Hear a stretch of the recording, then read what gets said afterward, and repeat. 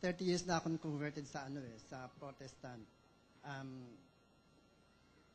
Turo sa amin si Jesus Christ ang daan patungo sa kalangitan.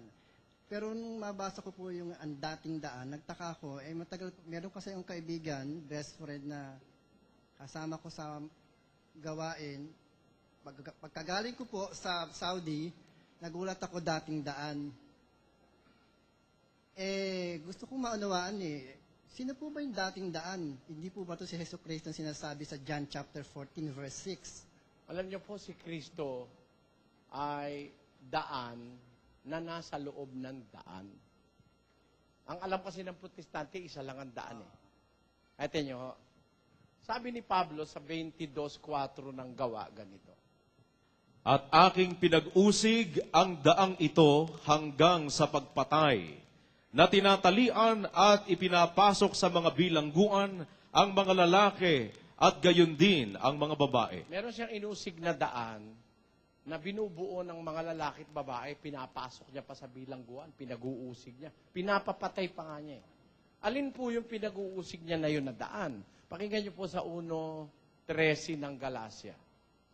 Sapagkat inyong nabalitaan ang aking pamumuhay ng nakaraang panahon sa relihiyon ng mga Hudyo, kung paano ng aking inuusig na malabis at nilipol ang iglesia ng Diyos. Si Pablo po kasi dating Hudyong relihiyon ng Hudyo. Nung mangaral si Kristo, natatag ang iglesia ng Diyos, inusig niya po ang iglesia. Pati mga babae at lalaki, wala siyang patawad, pati babae inuusig niya.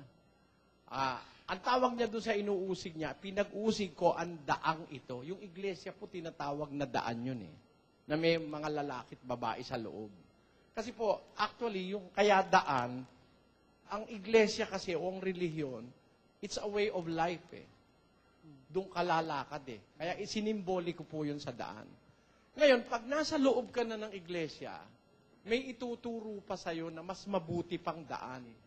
Ganito po yun sa 1 Corinto 12:31. Datapwat maningas ninyong nasain ang lalong dakilang mga kaloob, at itinuturo ko sa inyo ang isang daang kagaling-galingan. Ayan. Sa loob ng iglesia, sabi ni Pablo sa mga church of God at Corinth, sa Corinto, sabi niya, itinuturo ko sa inyo ang isang daang kagaling-galingan. I will show you a more excellent way. Un camino mas excelente. Kaya sa loob ng iglesia, may daan po Para rin yung goma. Di ba yung goma may interior, may exterior? Ganun po sa iglesia. Ang iglesia daan, pero sa loob may daan po. Si Kristo yun. Yung daang kagaling-galingan. Ganun po yun, kapatid.